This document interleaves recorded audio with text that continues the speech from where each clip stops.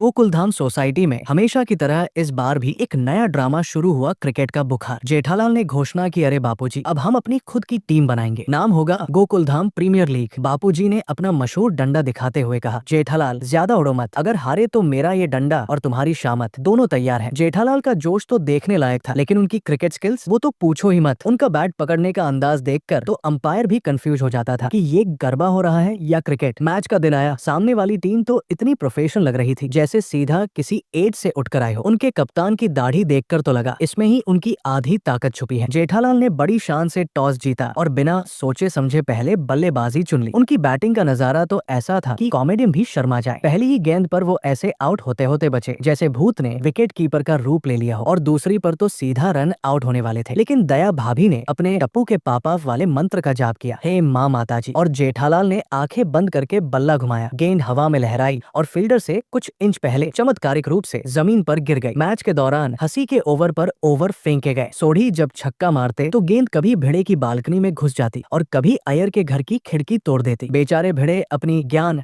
भरी धीमी गेंदों से बल्लेबाजों को इतना बोर कर देते कि सामने वाला बल्लेबाज बीच में ही चाय पीने चला जाता और वापस आकर देखता कि गेंद अभी भी हवा में ही है। पोपटलाल का तो अलग ही सीन था। वो हर कैच टपकाते और फिर माइक पर चिल्लाते, रद्द कर दो, ये तो अन्याय है, मानो मैच नहीं कोई कोर्ट केस चल रहा हो। लेकिन असली हाईलाइट तो जेठालाल ने दी। एक आसान सा कैच आया उनकी तरफ और जेठालाल ने उसे पकड़ने के बजाय उसे उछालते हुए अपनी दुकान गड़ा इलेक्ट्रॉनिक का विज्ञापन करना शुरू कर दिया। अरे मेहता साहब, नया फ्रिज आया है, कैश ऑन डिलीवरी, वो चिल्ला रहे थे जबकि गेंद उनके पैरों के पास पड़ी थी। बापूजी तो अपना डंडा लेकर मैदान में उतरने ही वाले थे, लेकिन दया ने उन्हें किसी तरह रोक लिया। तारक मेहता ने तुरंत अपनी डायरी निकाली और लिखा, आज जेठालाल ने क्रिकेट को विज्ञापन का नया मंच दिया। अय्यर तो हंसते हंसते लोटपोट हो गए, उनके चश्मे भी उतर गए। आखिरकार मैच टाई हो गया और जीत के लिए आखिरी गेंद पर एक रन चाहिए था। जेठालाल ही स्ट्राइक पर थे। बापूजी